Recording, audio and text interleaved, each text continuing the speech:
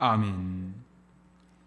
오늘은 구원의 혜택 세 번째 시간으로 은혜의 통치를 받습니다 라는 제목으로 함께 말씀을 나누도록 하겠습니다. 하나님께서 아브라함을 부르셨을 때 주신 비전은 그 자신에게 있어서는 황홀할 만큼의 엄청난 비전이었지만 그것은 그가 생각한 것 훨씬 더 이상으로 아주 심원한 비전이었습니다. 왜냐하면 그것은 하나님 자신의 비전이었기 때문에 아브라함이 생각한 것을 훨씬 능가하는 엄청난 비전이었죠. 하나님은 자신의 비전을 아브라함을 부르셔서 말씀으로 때로는 환상으로 심어 주셨습니다. 그 중에 우리가 살펴봤던 창세기 15장 5절을 보면 그를 이끌고 밖으로 나가 이르시되 하늘을 우러러 무뼈를 셀 수 있나 보라. 또 그에게 이르시되 내 자손이 이와 같으리라. 엄청나죠? 여러분, 얼마 전에 나사에서 발표한 그 우주에 대한 그 은하단에 대한 사진을 보니까요, 이건 어마어마합니다. 하늘을 우러러 무뼈를 셀 수 있나 보라. 내 자손이 이와 같으리라. 하나님께서 아브라함을 통해 한 나라를 이루려고 하셨는데 그것은 오늘날의 중동의 한 모퉁이를 차지할 이스라엘 나라 그 정도가 아니었습니다. 세월이 지나면 또 사라질 수도 있는 그런 나라도 아니었죠.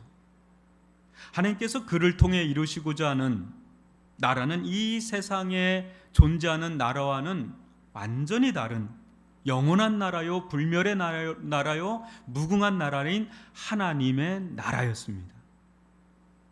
이 나라는 세상 어디에서도 찾아볼 수 없는 특별한 통치 아래 있는 나라입니다. 바로 하나님의 통치를 받는 나라. 하나님 그걸 꿈꾸신 거죠. 하나님은 아브라함을 필두로 인류 역사 속에 자기 나라의 백성이 될 자들을 불러 모으고 있습니다.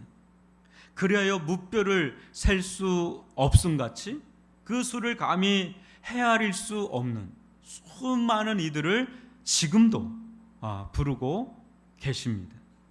그 수가 다 채워지면 우리 주 예수 그리스도께서 다시 오실 것이요, 그때 우리 모두를 하나님의 사랑의 나라로 이끌어 들이실 것입니다. 아브라함은 어떤 자가 하나님 나라에 들어갈 수 있는지를 보여주는 표상으로서 매우 중요한 인물입니다.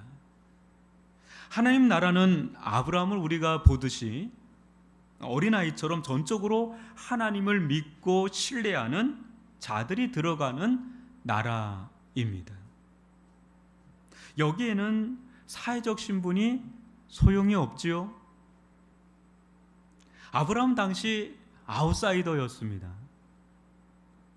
여러분이 사복음서를 보면 놀랍게도 니고 사회적 인사이더, 사회 안에 아주 중심부에 있었던 사람은 니고데모 외에 눈에 띄는 사람이 거의 없습니다. 그죠? 수많은 아웃사이더들이 하나님 나라의 인사이더가 되는 장면은 하나님 나라의 독특함을 보여주죠. 그가 가진 가정환경, 어떤 학력, 재산, 인맥, 어떤 성공, 외모, 건강, 선행, 이와 같은 요소들은 우리가 그 나라의 일원이 되는데 조금도 죄송하지만 소용이 없어요. 하나님 나라 들어가는데 소용이 없어요.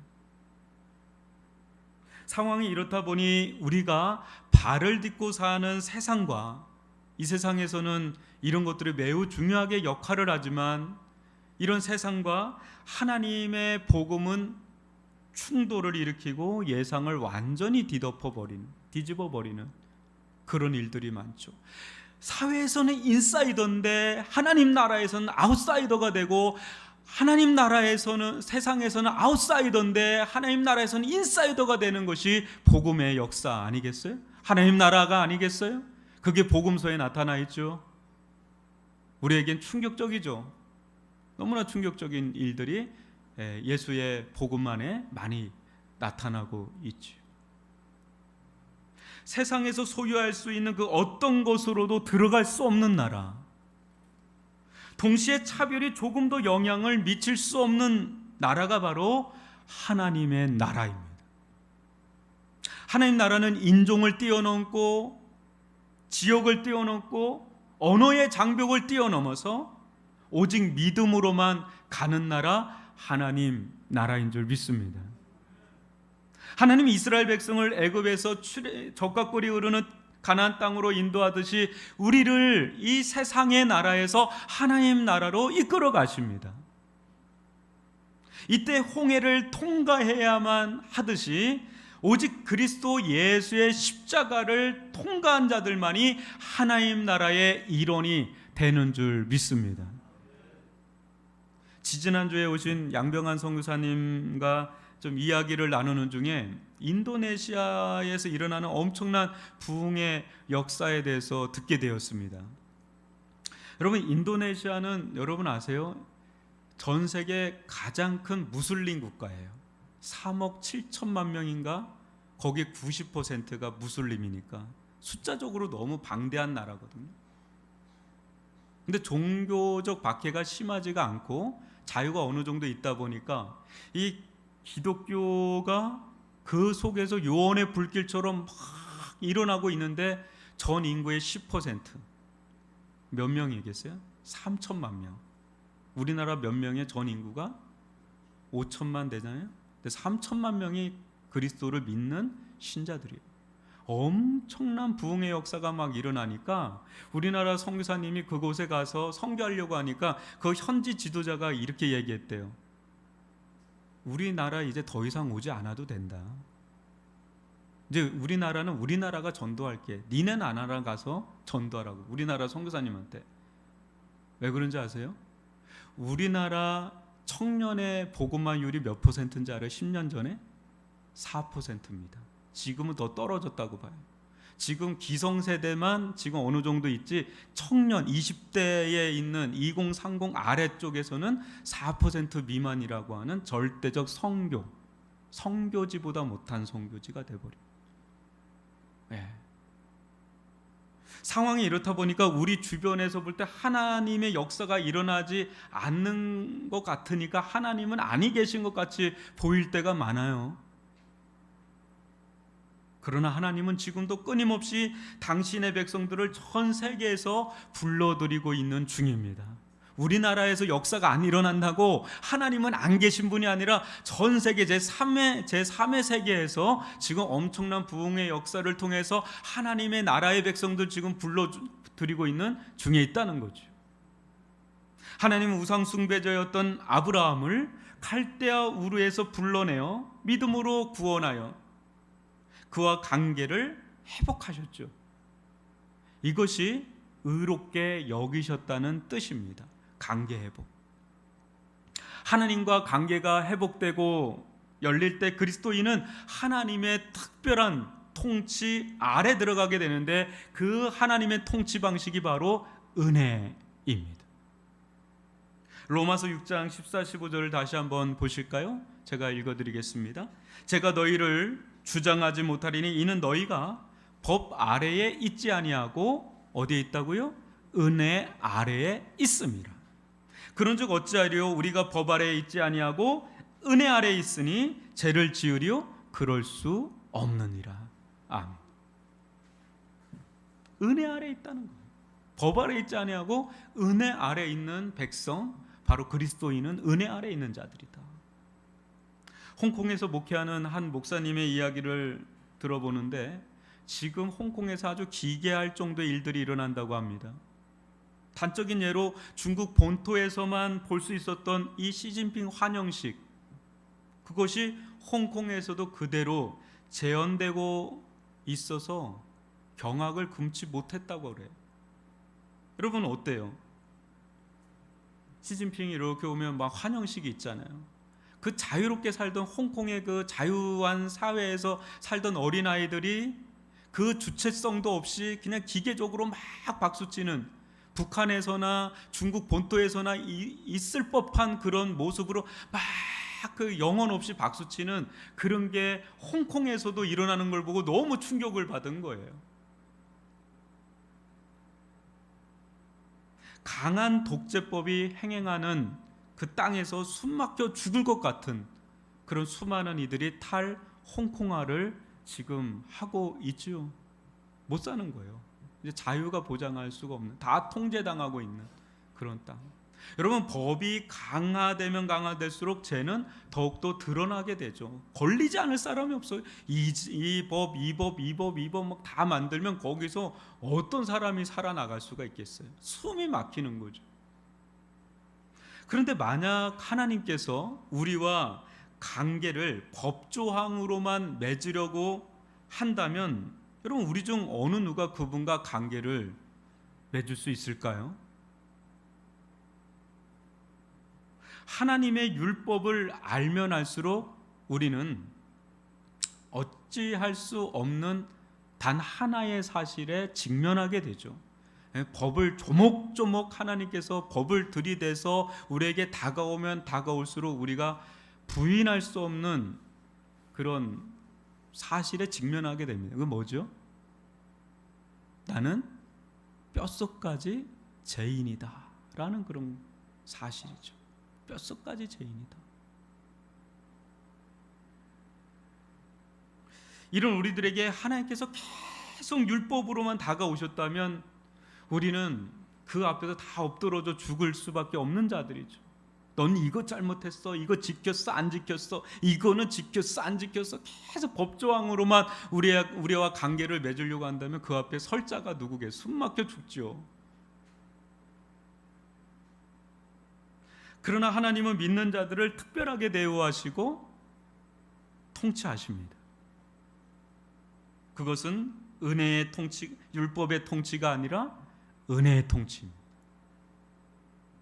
우리는 이것을 잘 이해할 필요가 있습니다. 저나 여러분이나 한번 잘 생각해 보세요. 통치하면 즉각적으로 여러분 떠오르는 게 뭐예요? 통치하면 즉각적으로 떠오르는 게 뭐예요? 외적인 통치가 딱 떠오를 거예요. 어디 회사를 가든 또 이 대한민국에 있든 그냥 딱 외적인 통치. 요즘 뭐 고금리다, 고물가다, 고환율이다, 뭐 세계 경제가 막 휘청휘청하고 뭐 말이 아니에요. 이때 무슨 규제법이 탁 시행되면 막 마음이 막 쪼그라들죠. 네? 뭐 부동산법이다, 조세법이다, 막 이런 거 툭 떨어지면 막 마음이 막 너무 잠도 안 오고 외적인 규율이 우리를 막 올가매죠. 근데 우리는 그 속에서 살아왔고 거기에 익숙하고 여전히 그 속에서 살아가고 있기 때문에 법의 세상에서 살고 있잖아요. 법적인 그 통치가 있는 세상에서 우리는 계속 살고 있기 때문에 거기에 익숙해져 있는 거예요. 이러한 세상에서 우리가 놓치기 쉬운 것이 무엇이냐면 마음이에요. 마음에서 일어나는 거. 여러분, 인간은 특별하게 창조된 존재인 거 아시죠? 어느 때는 이렇게 환경의 지배를 잘 받잖아요. 그죠? 환경의 영향을 잘 받잖아요. 그죠? 근데 어느 때는 환경을 뛰어넘을 때도 있잖아요. 환경은 너무 악조건인데 그걸 뛰어넘을 수도 있는 존재가 인간이거든요. 왜요? 마음이 있기 때문에. 이 이중적인 모습이 때로는 우리를 끊임없이 고통스럽게 합니다. 단 하나의 방향만 있다면, 외적인 통치만 있다면 우리는 이토록 고민하지 않을 겁니다. 그냥 외적으로 뭐 하라 그러면 하고 그냥 따라갈 수 있는 마음의 상태라면 우리는 고민할 게 없을 거예요. 근데 외적으로 뭔가 규율, 뭔가 법, 뭔가 제도, 뭔가 통치가 딱 들어오는데 그거에 대해서 내 마음이 동의가 안 될 때 그때 부딪히고 충돌하고 때로는 이걸 저항해야 되나 말아야 되나 수긍해야 되나 말아야 되나 고통이 막 따르면서 외적인 통치와 우리 내면의 마음이 부딪힐 때가 많죠. 그죠? 근데 여기서 잘 들여다보면 결국 우리를 지배하는 최종 사인을 딱 찍은다 그럴 때 외부가 아니라 우리 마음에서 결정된다는 사실이에요. 아무리 외부에서 뭐라고 그래도 결국 그것을 받아들이지 않는 결정은 누가 갖고 있는 거예요? 내가 갖고 있는 거죠. 내 안에 있는 마음, 거기서 결정되죠. 하나님께서 율법적 통치를 한다고 할 때 이것은 외적인 통치를 가리키는 것이지만 이로 인해서 결국 드러나게 되는 나를 실질적으로 지배하고 통치하는 것은 무엇인가? 여러분, 특별히 우리가 구약 성경을 보면 계속해서 끊임없이 율법으로 하나님은 통치를 하시는데 그때 결국 나를 지배하는 실질적인 지배 세력 뭘까요, 여러분? 그것은 내 안에 죄라는 겁니다. 내 안에 죄라는 것. 성경에서 말하는 죄는 특정 행위가 아니에요. 그건 죄악이라고 부르고요. 죄는 보다 근원적으로 그런 행위를 끊임없이 생산해낼 수 있는 마음의 성향이 죄입니다. 성경에서 말하는 죄. 우리 중 자신의 마음과 생각과 뜻을 자유자재로 통제할 수 있는 사람이 있나요? 여러분의 생각, 여러분의 마음, 여러분의 뜻을 자유자재로 컨트롤할 수 있는, 통제할 수 있는 사람 있나요? 없어요. 오히려 자기 마음과 생각과 뜻에 어느 때는 반하는 것에 나는 왜 이런 생각하지? 나는 왜 이런 마음을 품지? 난 그렇게 하고 싶지 않은데 거기에 끌려다니는 자신을 발견할 때가 왕왕 있죠. 나는 왜 여기에서 벗어나지 못할까? 우리 안에 내재된 죄의 성향, 이 죄의 세력은 생각보다 강합니다, 여러분. 수많은 사람들이 이 세력에 대항해서 벗어나려고 애를 써봤지만 더 강하게 밀어붙이는 힘에 속수무책 무너지고 말았습니다. 성철 스님 고행을 수년을 해도 소용없어요. 그냥 무너지는 거죠.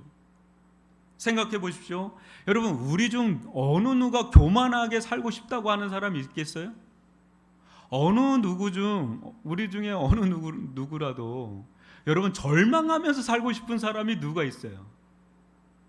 우리 중 어느 누구라도 게으르게 살고 싶은 사람이 누가 있겠어요? 어느 누구라도 미워하면서 살고 싶은 사람이 누가 있겠어요? 아무도 없습니다. 그렇게 살고 싶은 사람은. 우리는 누구보다 겸손하고 싶고 사랑하고 싶고 열심히 부지런히 살고 싶고 성실하게 살고 싶고 소망 가운데 살고 싶습니다.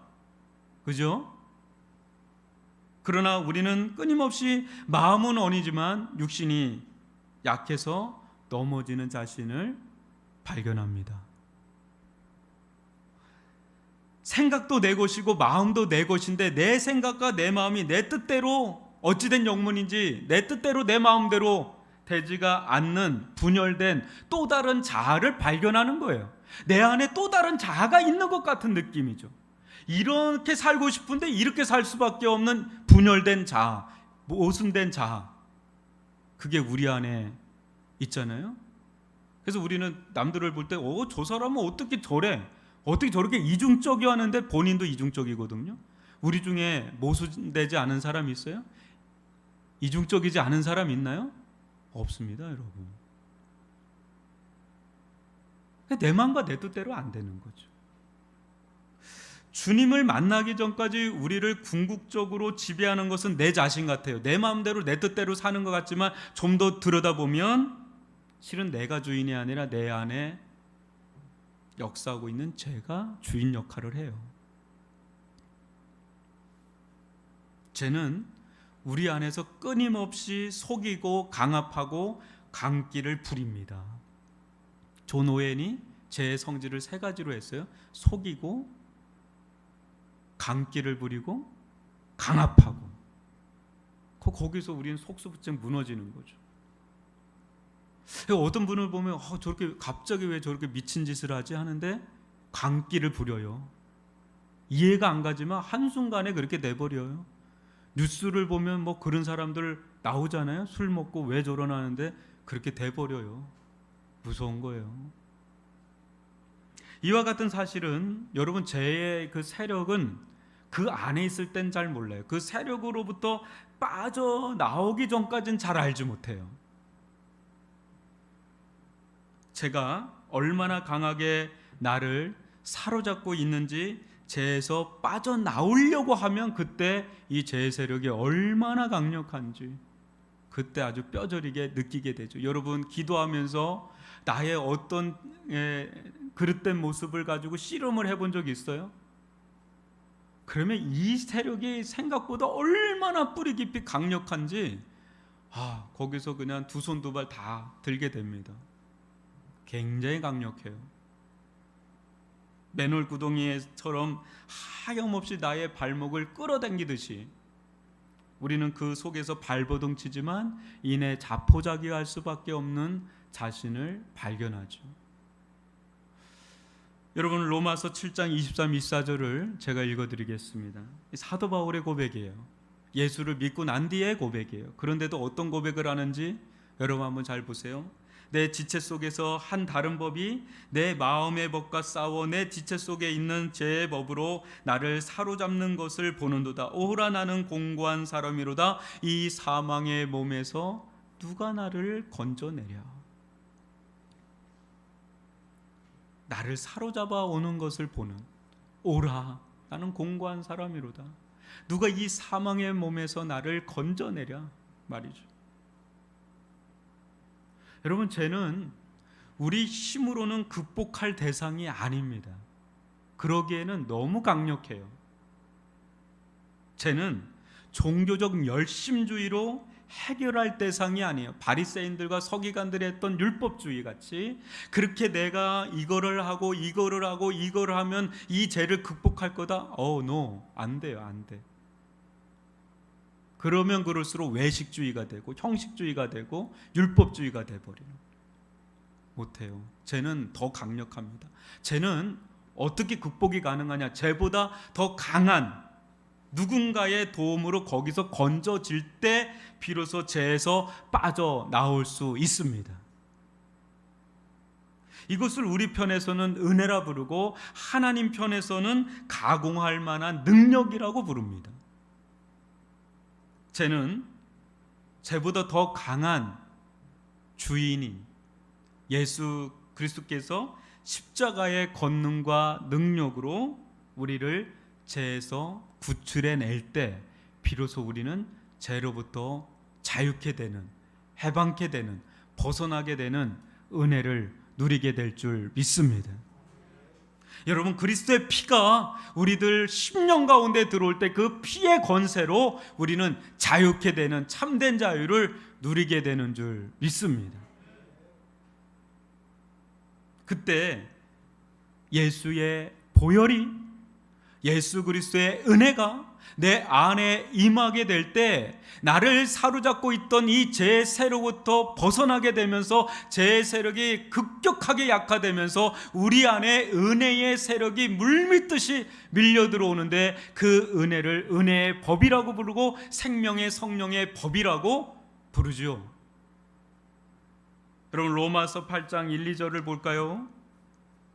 그러므로 이제 그리스도 예수 안에 있는 자에게는 결코 정죄함이 없나니 이는 그리스도 예수 안에 있는 생명의 성령의 법이 죄와 사망의 법에서 너를 해방하였습니다. 뭐가요? 생명의 성령의 법이 우리를 해방하지, 우리 힘으로 죄와 사망의 법에서 해방된 것이 아니라 은혜의 법, 생명의 성령의 법이 우리를 죄와 사망의 법에서 해방했다. 아멘입니다. 예레미야 31장 33절로 34절도 보면 그러나 그날 후에 내가 이스라엘 집과 맺을 언약은 이러하니 곧 나의 법을 그들의 어디에 둔다고요? 속에 두며 그들의 어디에 기록한다고요? 마음에 기록하여 나는 그들의 하나님이 되고 그들은 내 백성이 될 것이라. 여호와의 말씀이니라. 그들이 다시는 각기 이웃과 형제를 가리켜 이르기를 너는 여호와를 알라 하지 아니하리니 이는 작은 자로부터 큰 자까지 다 나를 알기 때문이라. 내가 그들의 악행을 사하고 다시는 그 죄를 기억하지 아니하리라. 여호와의 말씀이니라. 아멘. 은혜의 법이 생명의 성령의 법이 내 안에 심겨들 때 그때 죄로부터 해방을 받고 용서를 경험하고 어때요? 하나님을 그냥 알게 돼요. 하나님을 만나니까 누가 말을 하지 않아도 자기 스스로 하나님을 알고 하나님과 관계를 맺는 그런 일들이 일어나게 됩니다. 이게 복음의 역사입니다. 구원받기 전에는 제가 우리 안에 내재된 법으로서 왕노릇하였지만 구원받은 후에는 은혜가 우리 안에 내재된 법이 되어서 왕노릇하게 되죠. 은혜가 우리 안에서 사라지질 않죠. 이것이 바로 하나님께서 구원받은 자들을 통치하는 방식입니다. 어떻게 통치한다고요? 외적으로 통치하는 것이 아니라 우리 마음에 은혜의 법을 심어줘서 생명의 성령의 법을 심어주셔서 성령을 부어주셔서 예수 그리스도를 그 안에 심어주심으로 우리의 외연을 통치하는 분을 넘어서서 우리의 내면까지 통치하는 분, 그게 진정한 왕이신 줄, 진정한 주가 되시는 줄 믿습니다. 겉으로 공포정치를 통해서 우리를 억압해서 어쩔 수 없이 그냥 두려워서 그 앞에 그냥 덜덜 떨면서 그냥 신용을 내는 순종이 아니라 우리 마음에서 자발적으로 그 사랑의 헌신으로 자발적으로 기쁨으로 순종하는 그것이 진정한 통치다. 그것이 하나님의 나라다. 하나님은 그렇게 은혜로 통치하시는 분이시다라는 겁니다. 하나님은 더 이상 죄를 억제하는 방식으로 율법을 통해서 통치하는 것이 아니라 하나님은 사랑으로 은혜로 통치하시는 분이시다라는 걸 십자가에서 활짝 열어주신 거죠. 아멘이십니까? 데인 오틀런드는 우리가 몰랐던 예수라는 책에서 다음과 같이 말을 하는데 한번 들어보십시오. 우리는 율법에 중독되어 있다. 저는 이 대목서부터 되게 충격을 받았어요. 중독됐다? 율법에 중독이 됐다? 이게 뭐지? 우리의 삶을 도덕적 틀에 맞추고 규칙에 따라 살고 사회의 최소 기준을 충족시키는 것이 자연스럽게 느껴진다. 우리는 내면 깊은 곳의 수치심을 치료하기 위해 율법을 사용하는 경향이 있다. 진짜 문제는 바리새인이 되는 것을 피하는 법이 아니다. 우리는 이미 태어날 때부터 바리새인이기 때문이다. 이 대목도 저는 좀 충격적이었어요. 태어날 때부터 바리새인이라고? 따라서 바리새인의 상태에서 회복되는 것이 중요하다. 바리새인은 철저하게 율법의 통치를 받는 거거든요. 바리새인적인 마음의 틀이 은혜의 틀로 바뀔 때 진정한 기독교가 시작됩니다. 은혜는 율법을 능가해요.